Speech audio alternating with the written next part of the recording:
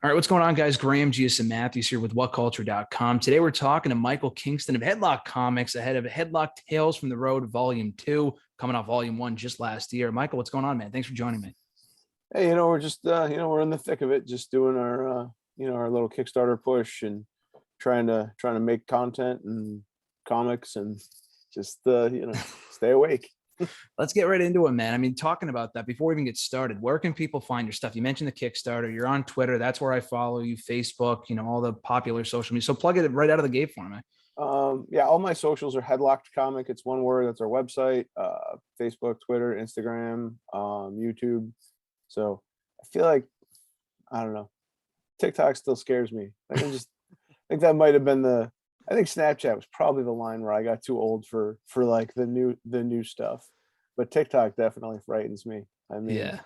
these feet ain't got no rhythm. So Well, Twitter is perfect for this type of thing, getting the word out. You're always putting out updates as regards to, in regards to volume 2. I just, was telling you right before we hit record, I've been following you for a very long time mutually as far as, the updates. And it was at New York Comic Con. I saw you were doing a booth there. Didn't have a chance to stop by, but you had Dan Housen there. Orange Cassidy was part of your booth. You're doing all the Comic Cons right now, all the wrestling shows. It's crazy because you mentioned your busy schedule before we got started here and how busy you are, not just with this project, but hitting all the shows and not just the Comic Cons, but like I saw you at the Poughkeepsie Northeast Wrestling Show 2-3 months ago. And my girlfriend came up to your booth. She loves your work. So it's such a crazy time for you right now. And you mentioned how everything just kind of works out, but it's still got to be hectic. You're basically like a wrestler road schedule right now with all the stuff that you're doing. It's crazy, just without the bumps, I guess, right? yeah, I mean, there's some bumps sometimes, hand cart here and there, tip over or whatever. But yeah, no, it's it's just how things have to be. Like I'm a double independent. I write a comic book about wrestling that's not affiliated with WWE or AEW, and it's a non-superhero comic. It's not Marvel or DC. So, I'm just kind of a guy playing in a field with giants and trying to avoid getting stepped on. And obviously, you're one of the best out there, if not the best, because you've been doing this for a very long time, since 2008, right? Yeah, yeah. We've been it's been a journey for sure. I mean, it's a little bit of a different world now, but I mean, when I started, like comics was very resistant to the idea of Mm, wrestling comics.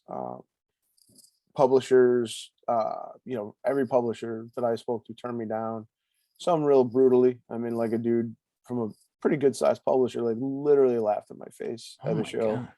God. Um, and I had comic book stores tell me that no one would ever read it, no one would ever buy it. And, I've heard of it. The wrestling fans even read. I've heard it all. So, I mean, we've really had to sort of just drag this, you know, to where we have, just sort of by, sheer force of, I guess, I don't know, will, spite, whatever, Yeah. But I mean, it's been a great journey. And I think, some of the stuff that we faced at the beginning actually ended up helping us in the long run because it helped us build, a more sustainable brand. And, Mhm. now we've been at it for, I mean, most of the people that told me no at the beginning aren't even in comics anymore. So Yeah, you've come a long way. You're still long lasting after all this time and very successful with all the stuff that you got going on. And it's such a cool crossover too between comics and wrestling fans. I notice now that there's a huge crossover between not just wrestling comics that doing it such as yourself, but just the two different audiences. A lot of people who follow a lot of the Marvel stuff are wrestling fans and vice versa, which is cool. For you, when did you notice that kind of turning point? Because you mentioned how they were kind of resistant to doing wrestling comics 13, 14 years ago as we speak right now. When did you notice that turning point kind of occur? I mean, in terms of comics, I think it's just with the advent of creator-owned books and like the ability to make your own stuff. I Mm-hmm. mean, back in the day, you have to print like thousands of copies and all that, and the overhead was just untenable. But I mean, it's this day and age, it's never been easier to sort of make your own comics. It's just now it's 100 times harder to get people to stop and look at your stuff because there's so much more competition, and not just with wrestling comics. I mean, you're competing with everything, Mm-hmm. Fortnite and YouTube and anything that will take somebody's time. And obviously, just in terms of wrestling content, there is you watch wrestling every night of the week, and so you have to make compelling enough product to get people to consider it and to consume it, I guess, for lack of a better word. And then, you have to give them enough to keep them wanting to come back. So Yeah, and in running the show and doing everything mostly yourself, I mean, what have you noticed has been like the biggest help in terms of getting the word out there about Headlock Comic, whether it be doing the Comic Cons, going to these wrestling independent shows, doing like the fan fest and stuff like that, or just social media in general? Because now it's such a huge platform, pretty much like they had the term years ago. I don't know if people still say it, but like the IWC, for example, everyone's on social media. I mean, everyone has a Twitter for the most part, or if it's not a Twitter, it's an Instagram, stuff like that. What has been like the biggest help for you in getting the word out about Headlock Comic? it's social media was great at the beginning. Mm-hmm. It's a lot different now. I mean, there's so much noise. They say like a tweet lasts like 15 seconds, and you know what I mean? Like there's just between the corporate brands and the bots and everything, like it's very hard. And then like Facebook and Instagram and stuff, a lot of them you'll see people that, are trying to promote people to go to other sites, use like odd spellings. Like for me, whenever I post my Kickstarter link on Facebook, I always post it in the comments, Mm-hmm. because if I post it in the main thread, no one will see it. So I mean, everybody throttles all the social media brands throttle backwards that have crowdfunding in them because they want you to buy ads. Yeah. Um, but you know what I mean? Like, what's the point of cultivating a social media following if you have to pay for it? Mm-hmm. So ultimately, like, everything helps sort of equally. You know what I mean? Like, social media helps. It's all part of it. You know what I mean? Like, when you don't have and I don't, like I said, I don't have a publisher behind me or whatever. So like, Mm-hmm. just going out and getting the word out in front of the people has always been the best thing for me. When I first started out, I would sell my book out of my backpack at wrestling shows, just to leave my seat number on the old Ring of Honor message board and stuff. Be like, yo, I'm gonna be at the show, I'm gonna sit in the seat, and people come buy the book for me that way. That's awesome.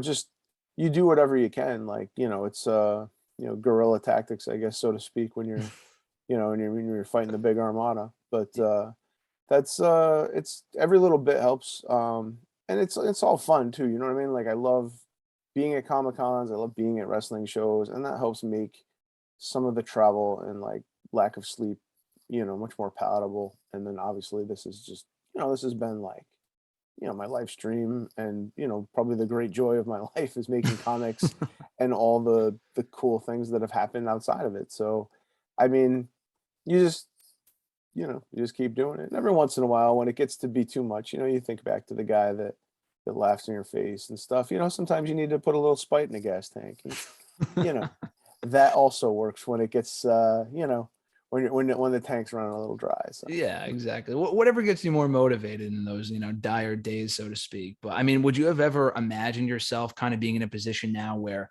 you kind of go from, as a fan, like just going to a Comic-Con, to now being a part of it, having your own booth, setting it up with not only just yourself, but bringing in Jake the Snake. You had Scott Hall and Kevin Nash, right, at Headlock New York Comic-Con, or I know there was a number of that people. was in 2019. Yeah. 2019. Okay, yeah, I saw Yep. the picture from that. You Yeah, had Brian Michael. we've had Sting, we've had Yeah. I mean, Jerry's been there, Christian, Ric Flair. Mhm. So one of the things when I started, the one thing I noticed was that wrestling wasn't really well represented at Comic Cons. Some Comic Cons had an actual like a ban or no wrestler policy allowed. So we actually broke down the door at probably well over a dozen shows that had wrestling bans and such. So I'd be like, well, I have this comic book, and they'd be like, oh yeah, you can come, that's no problem. I'm like, well, I want to bring Jerry Lawler with me, and they'll be like, well, he's a wrestler, you can't come. I'm like, but he's an artist and he did the covers to my books. And they'd be like, oh, okay, well then you can bring him, but we can only be in Artist Alley. So like, I mean, we would do shows where like Jerry was just advertised, like, you see all these headshots of artists and then a dude with a crown on his head, which is, you Yeah. know, but I mean, and then we'd show up and blow the doors off the place. And then, now they book wrestling. So, it always matters to me. Like, this year is the first year at New York that anybody's had a wrestling booth other than me. Hmm. And so I take it very seriously. Like, I think I always remember as a fan going to Comic Con and be like, why is there no wrestling stuff? Like, why, are we not nerdy enough? And it's always a weird thing to me, like, cause superheroes, two-dimensional, guys in tights, in a metaphorical battle of good and evil or whatever is nerdy. But then three-dimensional guys in tights in a battle of good and evil is apparently not It's nerdy okay. enough. Yeah. The extra dimension apparently puts people off. But so we, I take it very seriously. I want a good fan experience. I don't have guys come that are, ridiculously expensive. I won't have guys come that, that we'd have to do like the 30-second photo op thing. Like, Yeah. I don't like that. I'm not out to get rich at any of it. Like I'm out Hmm. to, I really want to have a space. I have the only dedicated wrestling booth at San Diego Comic-Con. I have the only, up until last year, AEW had a booth at New York. This is the only wrestling booth at New York, Emerald City, and some other places. So I, it matters to me to have a place for wrestling fans to sort of be welcome and to come and have a good interaction with, with their childhood heroes or whatever, and not be shuffled through the door. Because WWE would apparently, they would send people to Comic Cons here and there, and their pricing was so, expensive that that's all you could get. You get the head down, go, go, go, Yep. and I don't want that for people. You know what I mean? Like if it means, I don't make any money off any of the wrestlers that appear at my booth anyway. Like I'm not out trying to make money off of people's names. Like I just want to make cool comic books. So you Hmm. know what I mean? Like I'll be like, hey, you can come to my booth and make all the money you want, but let's do a story together. Let's work on a book or Yeah. collaborate.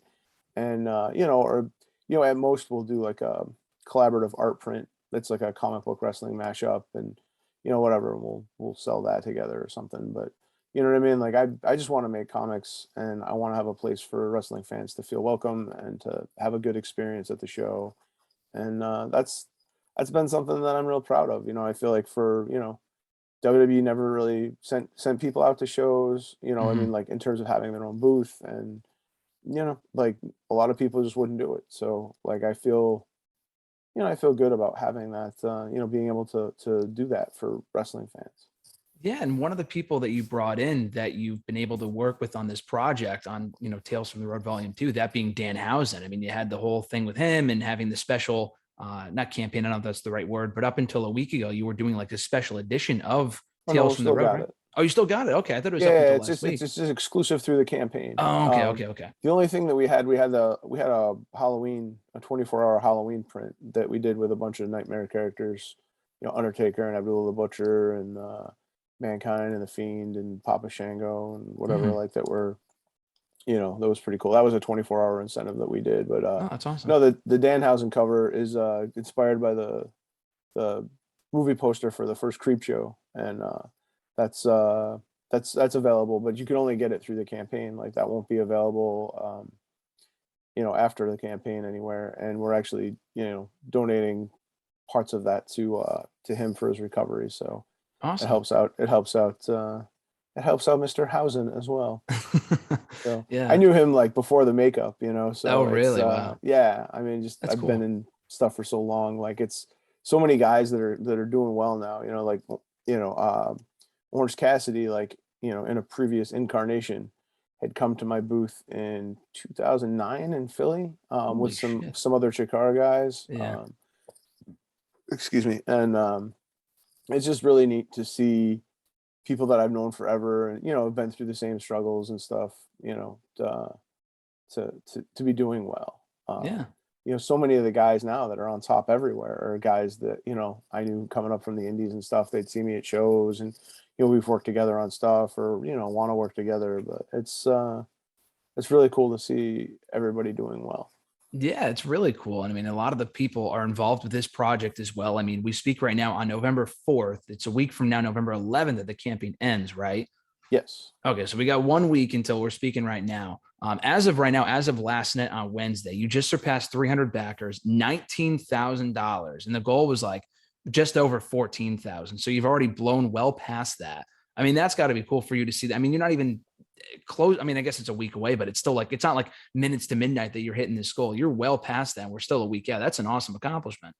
The money is never really the issue for me. Like, I mean, Mm-hmm. we need to make enough money to obviously produce the book. Sure. Like, I don't ever see a dime from any of this stuff. Mm-hmm. Honestly, it goes to artists, it goes to printers, it goes to the post office, and if I have money left over, it's going into the next thing. Like, Yeah. because I still work a regular job. I work between 60 and 70 hours a week, Mm-hmm. and my mortgage is taken care of and my lights are going to stay on. But you know what I mean? Like I've got two more books I want to launch. I've got, collaborations. We just wrapped a collaboration with the Inspiration. I'm working on a Christmas one now that I can't announce yet, but it's pretty wild.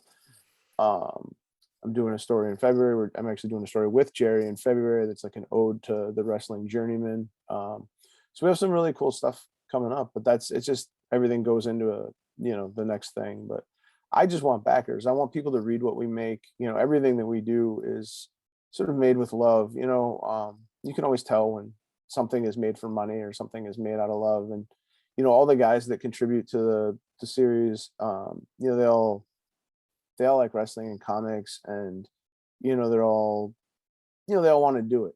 I mean, there's times where I've had collaborations with people where it just the chemistry wasn't there, and you're just like, all right, maybe this isn't the right time, maybe come back to it, maybe it just doesn't happen. But like, it's the artists all love wrestling. I mean, it's all just people that are we're just kind of making something cool, and we want people to try it. So for me, the backer number is the most important number. And you just want to get more. You just want to get more than the last one. That's really all I ever hope for.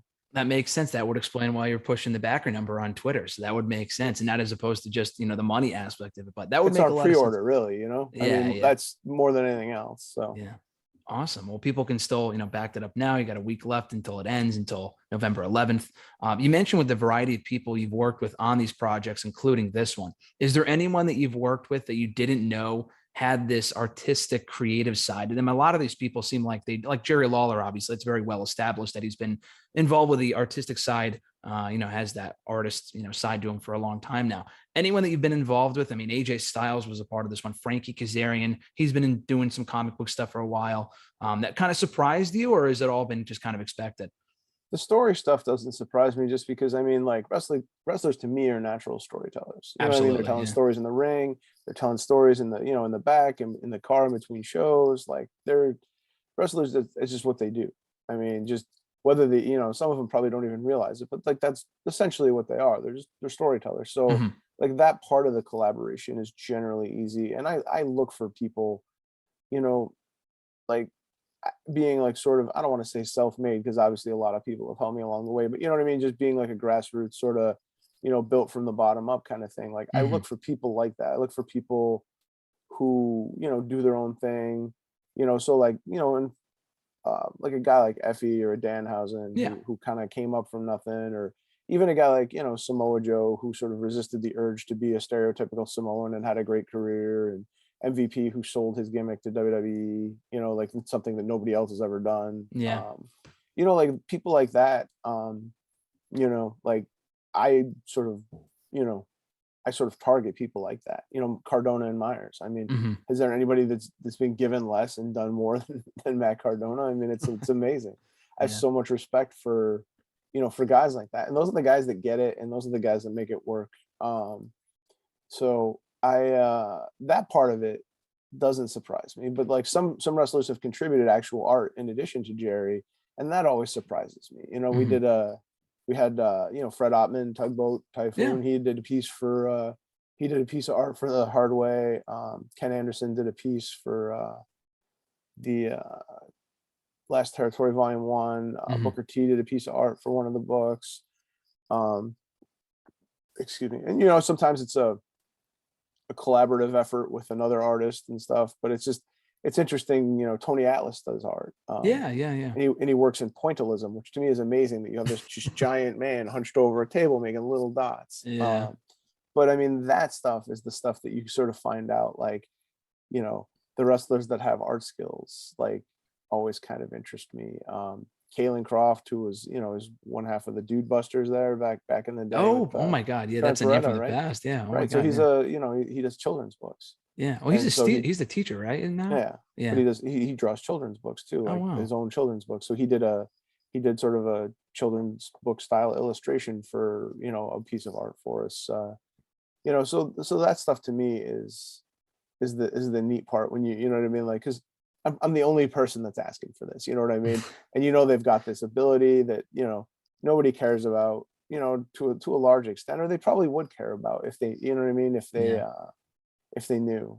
But you know what I mean? Like, it's something you don't talk about, and especially I think every artist has imposter syndrome to a bit. So they're probably like, oh, I'm not good enough or whatever. But so it's Yeah. cool to get that out of people.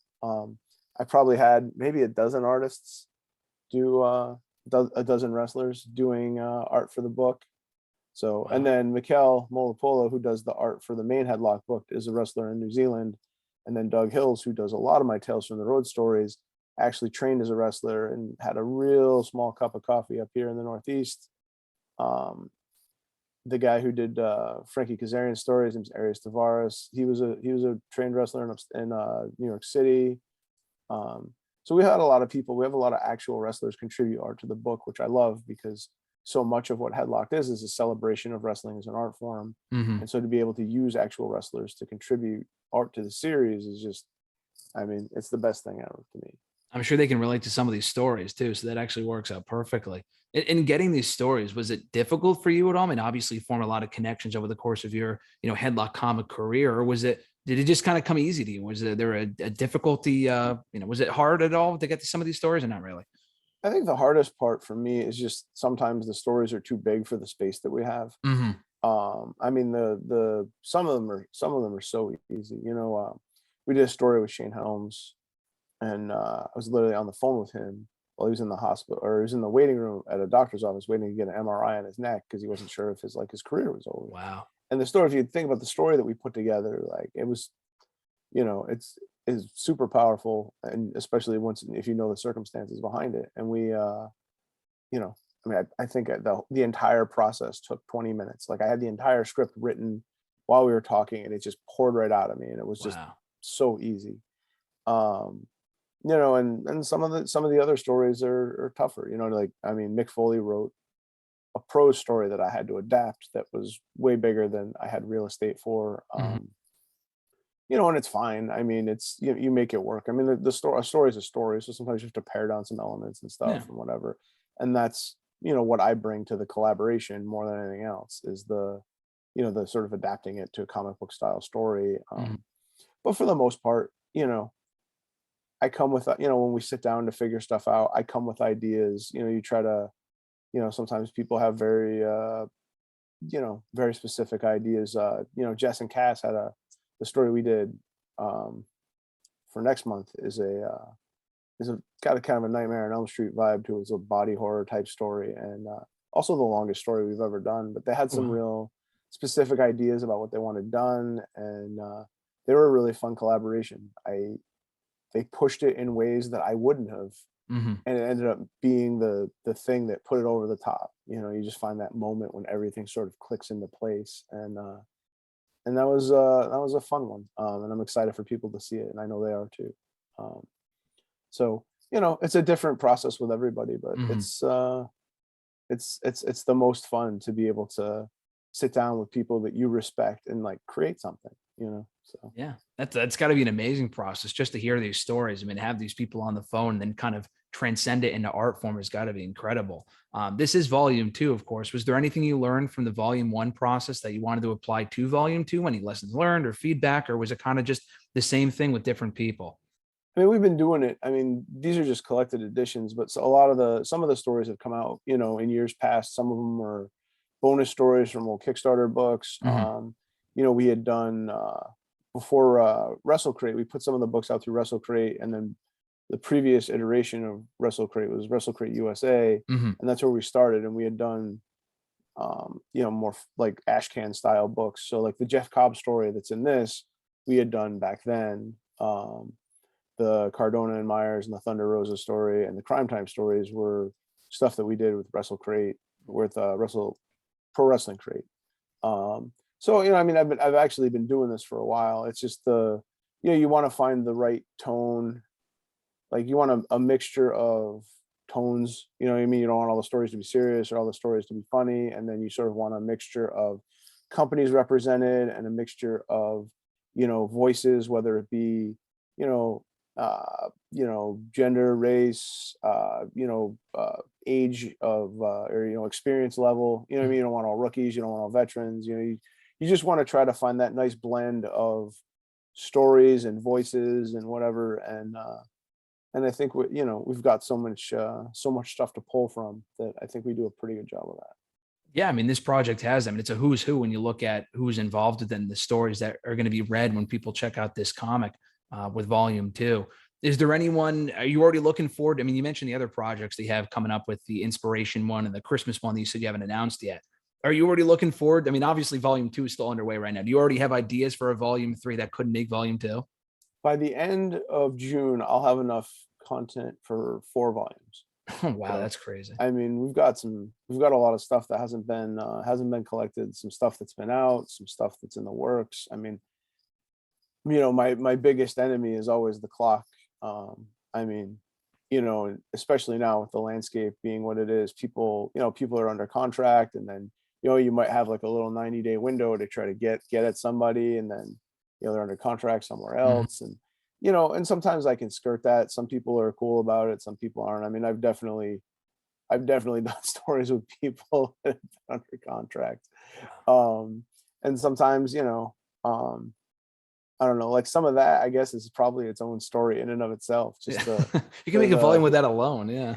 I mean, the last year has been a nightmare Oh, for me at sure. some Yeah. level, because every time they let people go, like, selfishly, I'm like, oh man, here's people, I could collaborate with these people. Yeah. You know Yeah. what I mean? But then there's like, there's 20 of them, and then there's another 20, and there's another 20. Like, I mean, and then, but then some of them are just right over, to the next company, and then they're off the board again. And Yeah. it's, I mean, it's selfishly, I guess, as a creator, like, I want to work with everybody. Like, I think, I always tell people, as long as there's a ring somewhere and the promise of a payday, you can guarantee that there's going to be something interesting that's happened to people. You know what I mean? Like, Yeah. people from their first day in wrestling school to their last day of their career, like, there's never a shortage of interesting things that happen in the wrestling business. Yeah, now they all have stories, I'm sure, in some form or fashion at any point of their career. I mean, when you work, so like you had mentioned, like if someone gets released, you have that opportunity to then work with them before they maybe jump somewhere else. What does that process look like exactly? Like, do you have to get the comic out before they go like sign with that company, or do you just have to get the story before then? So what's that Yeah, you window like exactly? just an agreement, you know what I Mhm. mean? And that's generally what's done. And a lot of times we'll have that agreement, in place, and then we can do stuff later on. Yeah, It's, nobody really hassles me. Every that's once good. in a while. Um, I mean, I think WWE largely leaves me alone because, I mean, because of the Lawler connection, probably, or you know what I mean? Maybe I'm just not big enough to bother with. So, and I don't really like I'm not, I'm not out making like, bootleg stuff and whatever. I'm just Yeah, trying to make some comics. So I think for the most part, everybody's left me alone. So it's but it's tricky. I mean, I've had some stories squashed that I wanted to do. Um, but eh, you yeah, know, I've got enough people to work with, and there's no shortage of wrestlers and people to work with. And like I said, my time is so limited that I'll never be able to do all the stories that I want. So, yeah. I work with what I got. I do, and it's always sort of been the story of, how we've gotten this far, is just sort of, you work, you pivot, you work, you pivot, Mhm. you sort of, you see what people are doing, is somebody doing my thing now? Okay, right. Well, I got to do something else. Yeah. And you just try to keep moving. And that's what we try to do. Do you have like a list of people in your mind that you think to yourself, this would be a cool bunch of people to collaborate with on future comics, or is it just kind of a case by case basis? In like a I dream mean, scenario, I guess. like, there's a lot of people who, like, obviously, to me, like Bray Wyatt as somebody, Oh yeah, I know you who I'd tweeted love about to that collaborate recently. with. Yeah. You know, Xavier Woods, Yep. any of the New Day guys, really. You know, I think Carmella is a fascinating person. I think she's super creative, and she doesn't really get the credit. Like, she's had like, and I tweeted about this the other day, but she's had like 7 different iterations of like her, and Yeah. like they pair her with people all the time, and she always somehow like adapts to their gimmicks, but never loses like the core of who she is as a character, which I Yeah. think is a real impressive thing that I don't think she probably gets credit for based on where she is on the card. But I bet you she'd be super fun to collaborate with. You know, those are definitely, people. I think Bailey is probably very creative. Mhm. Edge and I have talked about doing stuff for a long time, so he's been somebody I always wanted to do stuff with. Awesome. you know, and then sometimes, like I said, the story just hits you the right way, and you're just like, oh man, this is the thing, you know. So like I did a story with Sergeant Slaughter a while Mhm. back, and it just the right story hit at the right time, and you know, we're sometimes just kicking around ideas, and you're like, oh, this is the thing. Like I didn't intend to have another story by Rob Van Dam in this book, Mhm. but I mean, Rob was like an OG Headlock supporter from like day one, from like the first San Diego Comic Con that I'd had Headlocked at. He came and bought a book, and super supportive, just a That's great awesome. all around dude, you know. And we were both guests at a show in North Carolina at GalaxyCon, and we were just kicking, you know, just talking, and then somehow, you know, somehow we came up on this idea, and I was like, I have to do this now. Like I Mhm. was so, and it's one of my favorite stories in the book. It's you know, it's an original story for the book. It's got kind of a 60s propaganda vibe to it, a little reefer madness, if you will, but not in the way that you'd think. Yeah. But it's one of my favorite stories. And like the minute that we sort of conceived it, like I was like, oh, this is going right to the front of the line. So that that actually pushed a story out of this volume into the next volume, because I was like, I have to do this now. Yeah. So you know, it's just it's a mixture of things, you know, the right inspiration and the right person at the right time and the right whatever. But it's it's cool, you know, like I just always just wanted to make a cool wrestling comic, you know what I mean? And now Mhm. like to be able to collaborate with people I watched growing up, and to consider, you know, some of these people, you know, some of these people are like my best friends now. And it's the it's just the wildest thing to me. And I don't know. If And it's that's the dream. if it all ended tomorrow, you know what I mean? Like I did a lot of cool stuff. But I just want to keep it, you know, I just want to keep it going as long as you know, people will let me play in the space, you know. Absolutely. And you're still going strong. Volume 2 is going to be out soon. So with the fundraiser ending next week, the Kickstarter ending on the 11th, is there any timetable for when it would be available, or is it right after the 11th? Uh, we've got we're just finishing up production on Rob's story, Mhm.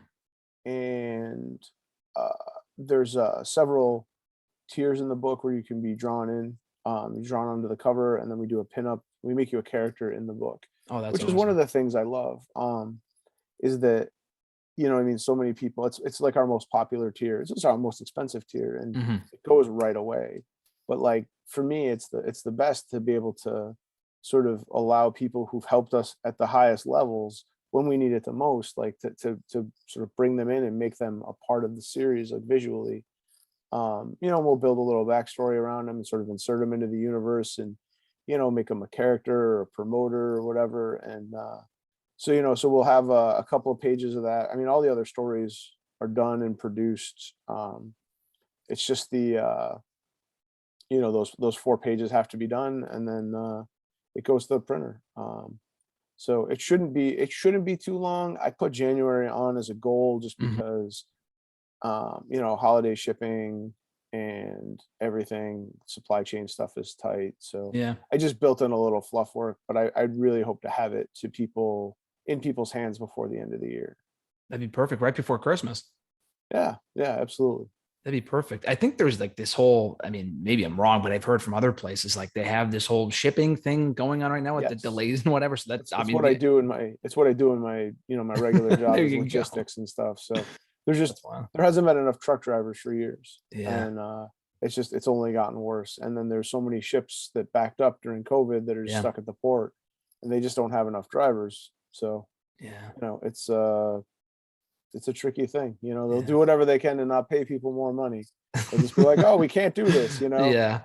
So sort of violating the laws of capitalism. But what are you gonna do? Exactly. Well, hopefully Headlock Comic isn't too negatively affected by this, and Tales from the Road Volume 2 is out soon enough, and people can continue to support. Like you said, you guys already well surpassed the goal, but just continue to back it. Like you said, it's on Kickstarter. Kickstarter.com/Headlock Comic. Is that the URL, or is it something different? It's you'd have to search. You know, if you go to Kickstarter.com and search Tales from the Road, Hmm. it'll come up. Okay. Or there's links in all my socials. It's probably a lot easier. Kickstarter navigation thing can be a little weird sometimes, but Yeah. we've got links on our socials for everything. You know, it's in the links in my Instagram bio too. So you can hit whatever, and it'll get you there. But it's been really, it's really exciting to see the response, and I really can't wait for people to the people that haven't seen any of these stories to get to check them out, because there's a lot of really fun stories in here. Yeah, I'm looking forward to seeing it myself. So people can keep an eye out for that. Like you said, it's all on the social medias, Facebook, Twitter, Instagram as well. Headlock Comic, pretty simple. Just search it up. You're right there. You're the first result. So it's pretty, not definitely not hard to find, but people have that to look forward to. Michael, my man, this has been awesome. Thanks so much for the time. I appreciate it. Yeah, thanks so much for having me on, man. I really appreciate it too.